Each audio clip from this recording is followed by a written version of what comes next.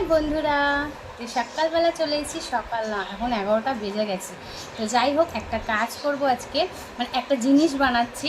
তো তোমাদের সাথে শেয়ার করি সব কিছু, সেজন্য এটাও শেয়ার করব। তো ফার্স্ট টাইম বানাচ্ছি, তেমন কিছুই না। তোমরা জানো যে মানে যেটা দেখাবো সেটা তেমন কিছুই বানানোর প্রসেস নেই।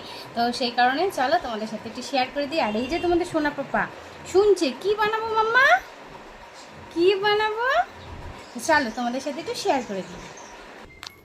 তো দেখো, রেডি হয়ে গেছে আমার। এটা হলো আমসত্ত্ব দেব। তো হিমসাগর আম দিয়ে করছি। তো হিমসাগর আম তো জানোই কত মিষ্টি, তো বলার না।